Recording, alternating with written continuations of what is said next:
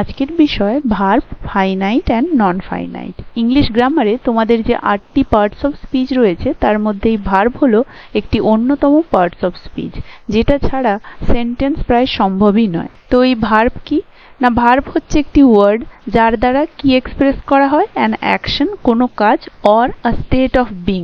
State of being বলতে কোন স্টেটে সাবজেক্ট রয়েছে সেই স্টেটটাকে বোঝাচ্ছে। তো এই ভার্ব সেন্টেন্সে কার সাথে সম্পর্কযুক্ত থাকে না, সাবজেক্টের সাথে, কারণ সাবজেক্টের পরেই আমরা সবসময় সেন্টেন্সে ভার্ব পাই। তো সেই সাবজেক্টের সাথে সবসময় এই ভার্ব যুক্ত থাকে। তো ভার্ব কাকে বলে? ভার্ব হচ্ছে এমন একটি ওয়ার্ড দ্যাট এক্সপ্রেসেস, যেটা বোঝায় অ্যান অ্যাকশন। অ্যাকশন মানে কাজ। কার কাজ? সাবজেক্টের, কর্তার কাজ। Or a state of being. State of being বলতে যেই স্টেটে কর্তা বা সাবজেক্ট বা নাউন রয়েছে সেটাকে বোঝাচ্ছে। যদি ধরো আমি বলি হি ইজ আ বয়, তাহলে এখানে হি যে কিনা সাবজেক্ট, তার স্টেট কি না, সে একটা বয়। ইজ ভার্বটা এখানে তার সেই স্টেটটা রিপ্রেজেন্ট করছে, যে ওয়েদার সে ছেলে নাকি মেয়ে। তাহলে এই যে ইজ ভার্বটা এখানে স্টেট অফ বিং বোঝাচ্ছে। তাহলে ভার্ব হলো সেই ওয়ার্ড যেটার দ্বারা সাবজেক্টের কোনো অ্যাকশন বা স্টেট অফ বিং বোঝায়। Classification of verb. ভার্বকে মূলত দুভাগে ভাগ করা যায়। Two types of verbs are there. First main verb and second হচ্ছে অক্সিলিয়ারি ভার্ব। মেইন ভার্ব কি? মেইন ভার্ব হচ্ছে সেই ভার্ব যেটা একটা সেন্টেন্সে কি শো করে, মেইন অ্যাকশন, সেন্টেন্সের প্রধান যে কাজ সেটা শো করে যে ভার্ব বা স্টেট অফ বিং শো করে যে ভার্ব, সেটাকে বলছে মেইন ভার্ব। যেমন আমি যদি বলি শি রানস এভরি মর্নিং, তাহলে এখানে সাবজেক্ট কোনটা শি আর ভার্ব কোনটা রানস? দেখো, তাহলে সে প্রত্যেক দিন সকালে রান করে বা দৌড়য়। তাহলে এখানে রানস কথাটির দ্বারা আমরা এই বাক্যের মেইন যে অ্যাকশন সেটা বুঝতে পারছি, কর্তার যে অ্যাকশন। তাহলে এটা হচ্ছে মেইন ভার্ব এই সেন্টেন্সে। এই যে বলেছে in this sentence runs is the main verb, it tells us what she does. এটা বললো আমাদেরকে যে সে কি করছিল। তাহলে মেইন ভার্ব হচ্ছে সেই ভার্ব যেটা বাক্যে মেইন অ্যাকশন বা স্টেট অফ বিংটা বোঝাবে। তাহলে মেইন ভার্ব বোঝা গেল। তাহলে ভার্বের mainly two types, main verb আর অক্সিলিয়ারি ভার্ব। এই অক্সিলিয়ারি ভার্ব কি? অক্সিলিয়ারি ভার্বকে হেল্পিং ভার্বও বলে। এই অক্সিলিয়ারি ভার্ব কি করে? ব্যবহৃত হয় alongside the main verb, main ভার্বের সাথে, to add meaning or to form different tense, modes or voices. Meaning add করতে, কার সাথে? মেইন ভার্বের সাথে আরো মিনিং অ্যাড করতে এটা হেল্পিং হিসেবে বসে। যেমন she is studying for her exam. এখানে দেখো শিটা সাবজেক্ট, ইজটা এখানে হেল্পিং ভার্ব, স্টাডিংটা এখানে মেইন ভার্ব। এই যে বলছে is the auxiliary verb helping the main verb studying to form the present continuous tense. তাহলে এই স্টাডিং এর সাথে ইজটা বসে একে হেল্প করেছে, যার ফলে আমরা বুঝতে পারছি পুরো সেন্টেন্সটা কোন টেন্সে লেখা আছে। এই যে বলেছিল না যে এর মিনিং অ্যাড করবে কি করতে, না এর টেন্স বোঝাতে, মুড বোঝাতে আর ভয়েসের ক্ষেত্রে। তো এখানে আমরা দেখছি ইজ হেল্পিং ভার্বটা বসে মেইন ভার্বটাকে হেল্প করলো তার টেন্সটা বোঝাতে, ফলে আমরা বুঝতে পারছি যে এটা প্রেজেন্ট কন্টিনিউয়াস টেন্সে লেখা। তাহলে অক্সিলারি ভার্ব বোঝা গেল। অক্সিলারি ভার্ব হচ্ছে এক ধরনের হেল্পিং ভার্ব। এই অক্সিলারি ভার্ব আবার দু রকমের হয়ে থাকে, primary auxiliary, modal auxiliary. Primary অক্সিলারিতে কোনগুলো আসছে? ডু, হ্যাভ আর বি। ডু মানে ডু, ডাজ, ডিড, এটা ডাজ হবে, DOES ডাজ। হ্যাভ এর ক্ষেত্রে আসবে হ্যাভ, হ্যাজ, হ্যাড। বি এর ক্ষেত্রে আসবে অ্যাম, ইজ, আর, পাস্টে ওয়াজ, ওয়্যার, এগুলো। আর মডেল অক্সিলারি হচ্ছে can, could, may, might, will, would, shall, should, etcetera. 9 core modal auxiliaries are there. তাহলে 9টা কোর মোডাল অক্সিলারি আছে। তাহলে বোঝা গেল verb mainly two types, main verb and auxiliary verb. আর অক্সিলারি ভার্বের মেইনলি টু টাইপস আছে, প্রাইমারি অ্যান্ড মডেল। এবারে দেখো এই যে মেইন ভার্ব আছে, এই মেইন ভার্ব মেইনলি টু টাইপসের হয়ে থাকে, ফাইনাইট ভার্ব আর নন ফাইনাইট ভার্ব। এবারে ফাইনাইট ভার্ব কি? আ ফাইনাইট ভার্ব শোজ টেন্স। একটা ফাইনাইট ভার্ব দেখায় tense and agrees with the subject in number and person. তাহলে ভার্ব মানে আমরা কি বলেছিলাম, বাক্যের সাবজেক্টের সাথে সম্পর্কযুক্ত হবে, তাই তো? সাবজেক্ট ভার্ব অবজেক্ট দিয়েই তো একটা সেন্টেন্স হয়। তাহলে ভার্ব সবসময় বাক্যে বোঝায় এই সাবজেক্টটির নাম্বার, সাবজেক্টটির পার্সন আর টেন্স। কারণ আমরা সবসময় দেখি এই ভার্বটি সবসময় তিনটে পার্সপেক্টিভ থেকে সেন্টেন্সে ইউজ হয়, নাম্বার, টেন্স কোন কালে বোঝাচ্ছে, আর পার্সন, তাই তো? এই তিনটে দিক থেকে ইউজ হয়। তাহলে বলছে ফাইনাইট ভার্ব হচ্ছে সেই ভার্বগুলো যেই ভার্বগুলো কোনো সেন্টেন্সের টেন্স, নাম্বার এবং পার্সন অ্যাকর্ডিংলি কাজ করে। যেমন ধরো সি প্লেজ দ্য পিয়ানো, সে পিয়ানোটা বাজিয়েছে, তাই তো। সি প্লেজ, দেখো এখানে সি এর পরে এস আছে।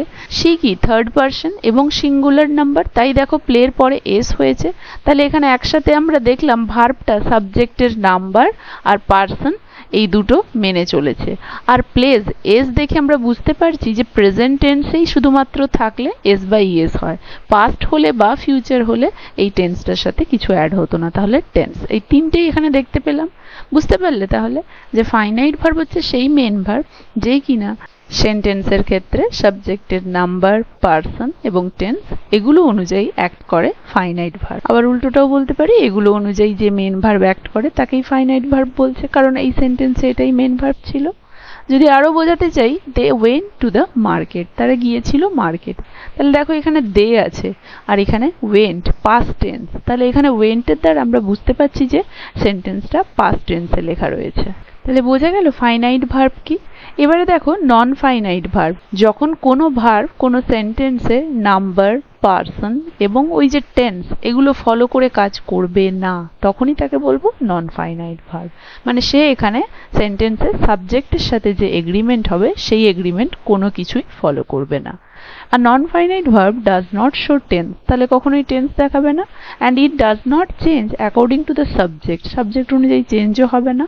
ইট cannot be main verb of an independent clause, আর কোনো ইন্ডিপেন্ডেন্ট ক্লজে এটা মেন ভার্ব হতে পারে না, কারণ এ তো কখনোই সাবজেক্টের সাথে এগ্রি করবে না। কিন্তু সেন্টেন্সের রুলই আছে ভার্বকে সবসময় সাবজেক্টের সাথে এগ্রি করতে হবে। তাহলে যখন আমরা দেখব কোনো সেন্টেন্সে কোনো ভার্ব সাবজেক্টের সাথে এগ্রি করছে না, টেন্সের ক্ষেত্রে, নাম্বারের ক্ষেত্রে, পারসনের ক্ষেত্রে, তখন আমরা সেগুলোকে বলবো non finite verb. Non finite verb মূলত তিন রকমের হয়ে থাকে, ইনফিনিটিভ, জেরান্ড, পার্টিসিপল।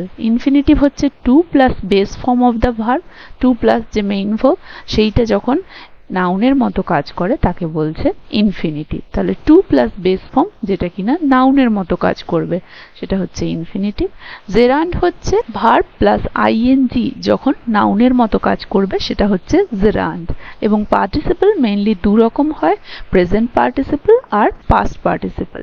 এই প্রেজেন্ট পার্টিসিপল হচ্ছে ভার্ব প্লাস আইএনজি যেটা কিনা অ্যাডজেক্টিভের মতো কাজ করবে, আর পাস্ট পার্টিসিপল হচ্ছে verb plus D, ED, N, EN, T যেটা কিনা অ্যাডজেক্টিভের মতো কাজ করবে। আরো একটা আছে সেটাকে বলে পারফেক্ট পার্টিসিপল, যেটা কিনা প্রথমে হ্যাভিং বসে এবং তারপরে ভার্বের পাস্ট পার্টিসিপল ফর্মটা বসে, সেটা আমি তোমাদের পরে আলোচনা করে দেবো। তাহলে বোঝা গেল mainly three types of non finite verbs, infinitive, gerund and participle. Infinitive নাউনের মতো কাজ করে, টু প্লাস বেস ভার্ব।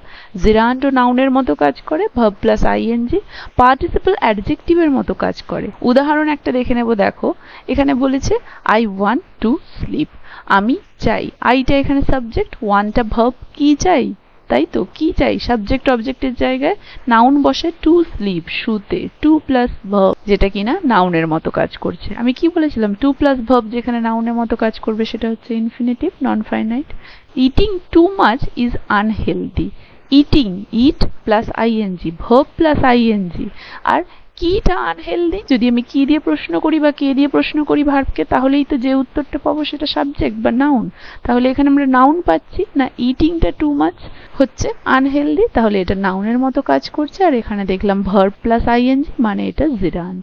এরপরে দেখো broken windows were repaired, past participle. Broken windows, কি ধরনের উইন্ডোজ না যেগুলো ভাঙা, ব্রোকেন। তাহলে ব্রোকটা হচ্ছে ব্রেক ভার্বের পাস্ট পার্টিসিপল ফর্ম, তাই তো।